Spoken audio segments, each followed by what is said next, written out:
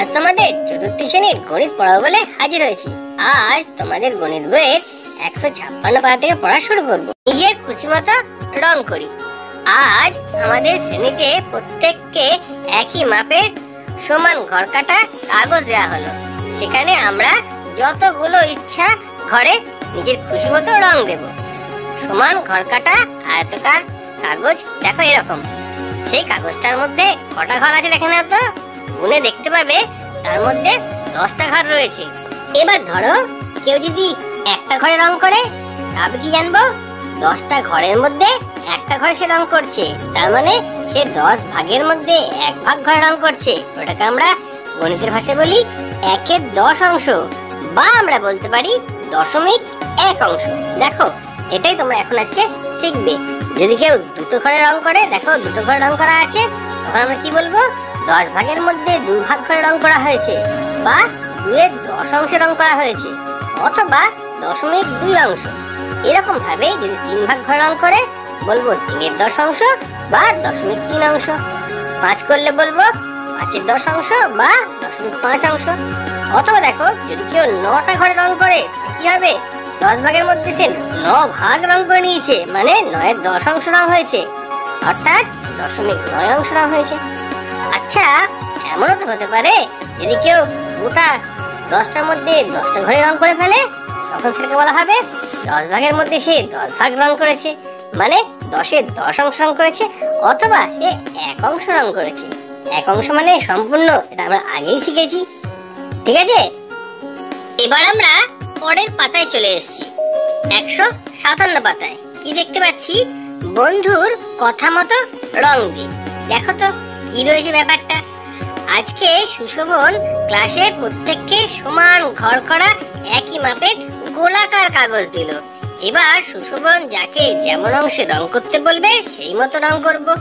রতন 0.1 অংশ রং করলো, মিতা 0.2 অংশ রং করলো। দেখো 0.1 অংশ মানে গোটা কাগজটাকে 10 ভাগে ভাগ করে তার 1 ভাগ রং করা হয়েছে। 0.2 মানে গোটা কাগজটাকে 10 ভাগে ভাগ করে তার 2 ভাগ রং করা হয়েছে। সেরকম 0.4 মানে 4 ভাগ রং করা, 0.5 মানে 5 ভাগ রং করা, 7 মানে 7 ভাগ রং করা, 0.8 মানে 8 ভাগ রং করা, 9 মানে 9 ভাগ, আর 10/10 মানে দেখো সবার শেষে রয়েছে সম্পূর্ণ অংশ, মানে 10টা ভাগ করেছিল 10টা ভাগই সে রং করে দিয়েছে। বোঝা যাচ্ছে কি বলে 1 অংশ বা সম্পূর্ণ অংশ। 157 পাতায় এটাই আমরা শিখলাম। তারপরে কতটা দিলাম দেখি, তোমাদের বই 158 পাতায় কি আছে দেখো। দাদার কাছে কিছু জাম আছে, দাদা তার 0.2 অংশ আমাকে দিল।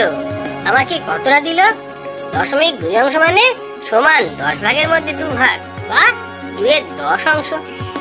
বুঝে গেছে, যত জাম ছিল 10টা ভাগে ভাগ করেছে, তার মধ্যে 2টো ভাগ আমাকে দিয়েছে। এবারে দেখো নিজে করি। 0.3 মানে 3/10 অংশ, 0.5 মানে 5/10 অংশ, 0.4 মানে 4/10 অংশ, 0.8 মানে 8/10 অংশ, 0.6 মানে 6/10 অংশ, আবার 0.9 মানে 9/10 অংশ। তোমরা দেখতে পাচ্ছ এখানে একটা বলছে দশমিক ভগ্নাংশ আর একটা বলছে সামান্য ভগ্নাংশ। তোমরা দশমিক ভগ্নাংশ সামান্য ভগ্নাংশ নিশ্চয়ই বুঝে গেছো। দশমিক থাকলে দশমিক ভগ্নাংশ, আর যেটা লব হর দিয়ে বলা থাকে সেটা হচ্ছে সামান্য ভগ্নাংশ। এবার দেখি নিজের বলেছে নিজের মাপের ছবি আঁকতে বলেছে। দেখো একটা মাছের ছবি, একটা লজেন্সের ছবি বা একটা পেরেকের ছবি যদি এঁকে থাকো, সেগুলোকে মাপলে দেখতে পাবে 4.4 সেন্টিমিটার। নিজের মনের মতো করে তোমরা মাপবে, তাহলে তোমাদের মাপটা ঠিক সেই মতোই হবে। যদি লজেন্স আঁকো তার দৈর্ঘ্য হতে পারে 2.6 সেন্টিমিটার, বা তোমাদের পেরেক আঁকলে 1.7 সেন্টিমিটার। তোমরা যেমন আঁকবে সেটা তার মাপ হবে। এটাই হবে তার মানে নেই, এটা একটা তোমাদের সাহায্য করার জন্য বলা হয়েছে।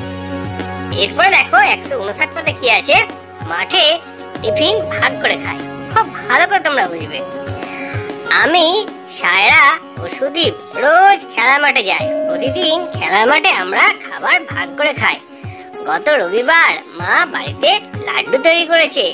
আমার বন্ধুরা লাড্ডু খেতে ভালোবাসে, কিন্তু কতগুলো লাড্ডু নিয়ে গেলে আমরা 3 জনে না ভেঙে সমান ভাগে ভাগ করে খাবো দেখি তো। যদি আমি 3টে লাড্ডু নিয়ে যাই, প্রত্যেকে একটা করে পাবে। যদি 4টে লাড্ডু নিয়ে যাই, দেখো প্রত্যেকে একটা করে পেলেও কিন্তু একটা লাড্ডু পড়ে থাকবে। যদি 5টা নিয়ে যায়, দেখো 3জন একটা করে পেয়েছে, 2 লাড্ডু পড়ে থাকবে। যদি 6টা লাড্ডু নিয়ে যায়, প্রত্যেকে দুটো দুটো দুটো করে পাবে। যদি আমি 9টা লাড্ডু নিয়ে যাই, প্রত্যেকে তিনটে করে পাবে। আবার যদি আমি 14টা লাড্ডু নিয়ে যাই, প্রত্যেকে দেখো চারটে করে পেলো, 12টা লাড্ডু হয়ে গেল, 2 লাড্ডু পড়ে থাকবে। 159 পাতায় লাড্ডুর ভাগটা আমরা বুঝে নিলাম। তারপরে দেখি এবার আমাদের কিছু শেখাবে, দেখি আমরা কি শিখতে পারি। এবার দেখি কতগুলো লাড্ডু নিয়ে গেলে প্রত্যেকে না ভেঙে সমান করে খেতে পারবো। 3 জনের জন্য লাড্ডু নিয়ে যেতে হবে। যদি একটা করে লাড্ডু নিয়ে যায়, তাহলে 3টে লাড্ডু লাগবে, প্রত্যেকে একটা করে পাবে। যদি প্রত্যেককে 2টো করে লাড্ডু নিয়ে যেতে চাই, 6টা লাড্ডু নিয়ে যেতে হবে। আবার দেখো 3 গুণিত 3 সমান 9, তাহলে প্রত্যেকে 3টে করে পাবে। 3 গুণিত 4 সমান 12, তাহলে প্রত্যেকে 4টে করে পাবে। আবার 3 গুণিত 5 সমান 15, তাহলে 15টা লাড্ডু নিয়ে গেলে প্রত্যেকে 5টা করে পাবে। তাহলে আমরা দেখতে পাচ্ছি যত বেশি লাড্ডু নেব তত বেশি করে প্রত্যেকে পাবে। এমন সংখ্যক লাড্ডু নেব যে সংখ্যাগুলোকে 3 দিয়ে ভাগ করা যায়। তাই দেখলাম লাড্ডুর সংখ্যাগুলো 3, 6, 9, 12, 15 সবাই পরপর 1, 2, 3, 4, 5 গুণ করে পাচ্ছি। তাহলে এই 3, 6, 9, 12, 15 এদের 3-এর কি বলা হবে? 3-এর সঙ্গে কি এই সংখ্যাগুলো কোনো সম্পর্ক রয়েছে? দেখি তো। দেখো এখানে লেখা রয়েছে এইরকম 3, 6, 9, 12, 15 এরকম আরো সংখ্যাগুলি রয়েছে, সেগুলোকে প্রত্যেককে বলা হয় 3-এর গুণিতক। মানে যে সকল সংখ্যাগুলো 3 দিয়ে ভাগ করা যায় সেটা হচ্ছে 3-এর গুণিতক। তেমন ভাবে 4-এর যদি করা হয়, 4 জনের জন্য যদি লাড্ডু নিয়ে আসা হয়, দেখো 4 1 4, প্রত্যেকে একটা করে পাবে। 4 2 8, প্রত্যেকে 2টো করে পাবে। 4 3 12, প্রত্যেকে 3টে করে পাবে। 4 4 16, প্রত্যেকে 4টে করে লাড্ডু পাবে। আর 4 5 20, প্রত্যেকে 5টা করে লাড্ডু পাবে। তাহলে দেখতে পাচ্ছি 4-এর গুণিতকগুলো শূন্য ছাড়া হচ্ছে কি 4 8 12 16 20 24 28 32। বুঝে গেছে? এরপরে দেখো নিচের বেলুনের সংখ্যায় আমি শূন্য ছাড়া 5-এর গুণিতকগুলো লিখি। কি হয় বলতো? 5 10 15 20 25 30 35 40 এরকম হতেই থাকবে। 160 পাতায় আমি এটা বুঝলাম। তারপরে দেখি 161 পাতায় নতুন খেলা খেলি। কি আছে? রাজু আর রেজিনা আজ একটা নতুন খেলা খেলবে। রাজু বাড়ির সামনে চাতালে দাগ কেটে 1 2 3 4 করে একদম 15 পর্যন্ত পরপর লিখেছে। রাজু বাঘের মুখোশ পড়েছে আর রেজিনা পড়েছে একটা বেড়ালের মুখোশ। আমি বাড়ি থেকে 2 ঘর বাদ দিয়ে বাঘের মতো লাফিয়ে এগিয়ে যাব। ও আমি যে ঘরে যাব সে ঘরে লাল কাঠ রাখবো। দেখো শুরু হয়েছে, সেখান থেকে 2 ঘর বাদ দিয়ে 3-এ গেছে, 3-এর ঘরে লাল কাঠ রেখেছে। আবার 2 ঘর বাদ দিয়ে 6-এ গেছে, 6 ঘরে লাল কাঠ রাখা আছে। আবার 9-এর ঘরে, তারপরে 12 ঘরে লাল কাঠ রাখা রয়েছে। তাহলে বলতে পারবো এই 3-এর গুণিতকগুলো যেখানে আছে সেখানে রাজু লাল কাঠ রেখেছে। আবার বলছে রেজিনা, দেখো আমি 1 ঘর বাদ দিয়ে বেড়ালের মতো এগোবো, যেখানে যেখানে যাবো সেখানে সেখানে সবুজ কাঠ রাখবো। দেখো 1 ঘর বাদ দিয়ে 2 4 6 8 10 12 এসব জায়গায় সে সবুজ কাঠ রেখে দিয়েছে। সহজে দেখে আমরা বুঝতে পারছি। কিন্তু তোমরা ভালো করে দেখো, কোনো কোনো ঘর আছে যেখানে লাল কাঠ আর সবুজ কাঠ একই জায়গায় রয়েছে। দেখতে পাচ্ছ 2টো ঘর 6 আর 12, যেখানে লাল কাঠ আর সবুজ কাঠ একসঙ্গে রয়েছে। কিন্তু এগুলো কেমন হলো? এগুলো হচ্ছে 6-এর ঘরে রয়েছে লাল কাঠ, কারণ 3 গুণিত 2 অর্থাৎ 6 হচ্ছে 3-এর গুণিতক। আবার 6-এর ঘরে রয়েছে সবুজ কাঠ, কারণ 2 গুণিত 3, 6 হচ্ছে 2-এর গুণিতক। 12-এর ঘরে রয়েছে, কারণ 12 মানে হচ্ছে 3 গুণিত 4, 3-এর গুণিতক। আবার 12 মানে হচ্ছে 2 গুণিত 6, 2-এর গুণিতক। তাহলে এমন কিছু কিছু সংখ্যা আছে যেগুলো 3-এর গুণিতক, 2-এর গুণিতক। এগুলোকে বলা হচ্ছে আমাদের সাধারণ গুণিতক। কোন সংখ্যাটা? 6 12 18 24 30 36 42 48 প্রত্যেকটি হচ্ছে 2 আর 3-এর সাধারণ গুণিতক। বুঝা গেছে? এরকম ভাবে যদি আমরা নির্ণয় করতে চাই, দেখো আমাদের কি বলেছে, 6 আর 8-এর গুণিতক লিখতে বলেছে। 6 আর 8-এর গুণিতকগুলো কি হয় বলতো? 6-এর গুণিতকগুলো হবে 6 আর 8-এর নয়, 6 আর 8টি গুণিতক লিখতে বলেছে। ভালো করে বুঝবে। 6 আর 8টি গুণিতক হচ্ছে 6 12 18 24 30 36 6 7 42 6 8 48। আর 5-এর 8টা গুণিতক লিখতে বলেছে। 5 1 5 10 15 20, 25, 30, 5 7 35, 5 8 40 এরকম ভাবে হয়েছে। এরপরে বলেছে দেখো 5 আর 6 এর একটি সাধারণ গুণিতক, এমন একটা ঘর যেখানে 5 ঘরের নামটাও থাকবে, 6 ঘরের নামটাও থাকবে। কোথায় বলো তো? 5 6 30, 6 5 30, তাহলে 30 হচ্ছে 5 আর 6 এর সাধারণ গুণিতক। তাহলে 4টি সাধারণ গুণিতক কোনগুলো হবে? 30 এর ঘরে যেগুলো আছে 30, 30 দুগুণে 60, 30 90, 120 এগুলো হবে 5 আর 6 এর 4টি সাধারণ গুণিতক। এবার হাতে কলমে যদি আমরা শিখতে চাই আমরা বুঝতে পারবো 2 আর 3 এর সাধারণ গুণিতক ও লঘিষ্ঠ সাধারণ গুণিতক গুলো খুঁজি।